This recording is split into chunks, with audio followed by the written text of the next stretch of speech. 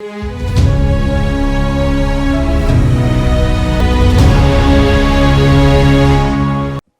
दोस्तों, राजनीति की बातों में एक बार फिर से आपका स्वागत है।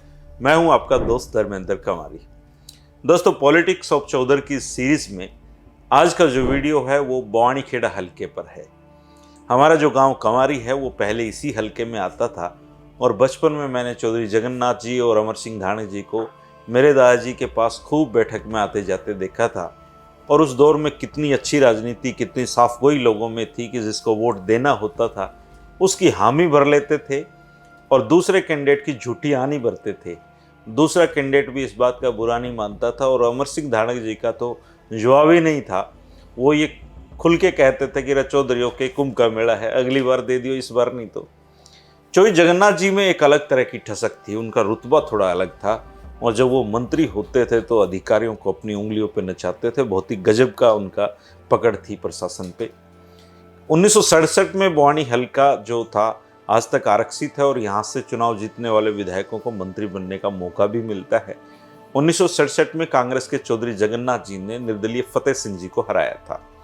1968 के चुनाव में कांग्रेस के सूबेदार मेजर प्रभु सिंह जी ने स्वतंत्र पार्टी के अमर सिंह धानक जी को हराया था और 1972 में विशाल हरियाणा पार्टी से लड़े अमर सिंह धानक जी ने प्रभु सिंह, जो कांग्रेस के उम्मीदवार थे, उनको शिकस्त दी थी।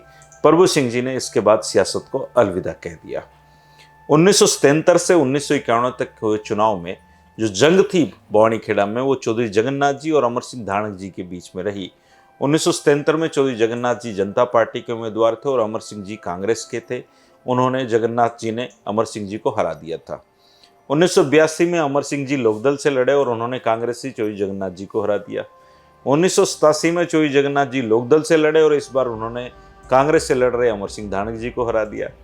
1991 में अमर सिंह जी बंसीलाल जी की हवीपा से लड़े और उन्होंने जनता पार्टी के से मैदान में कूदे चौधरी जगन्नाथ को हरा दिया। 1996 में चौधरी जगन्नाथ फिर हवीपा से लड़े और इस दफा उनका मुकाबला इनेलो के रघुवीर सिंह रंगा से था और इस मुकाबले में चौधरी जगन्नाथ विजयी हुए थे। 2000 में रामकिशन फौजी जी की यहाँ पर एंट्री होती है और चौधरी जगन्नाथ जी फिर कांग्रेस से लड़ते हैं, लेकिन फौजी ने सियासी दिग्गज चौधरी जगन्नाथ जी को पराजित करके अपनी राजनीतिक पारी खेलने का आगाज कर दिया था। रामकिशन फौजी जी ने 2005 और 2009 में भी चुनाव जीतकर हैट्रिक लगाई थी। 2005 में फौजी जी ने इनेलो के रघुवीर रंगा को और 2009 में इनेलो के ही आज़ाद सिंह को हराया था।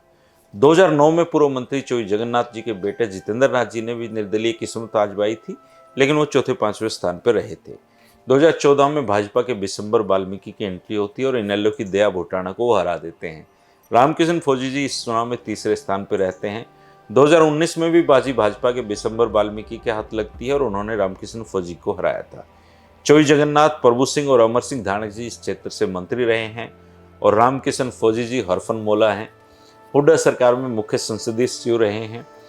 और अब दोस्तों 2024 सामने है, तो 2024 में जो बवानीखेड़ा हल्का है उससे कौन सी पार्टी चुनाव जीत सकती है और कौन उम्मीदवार वहाँ पर मजबूत है, आप जरूर कमेंट करके बताएं।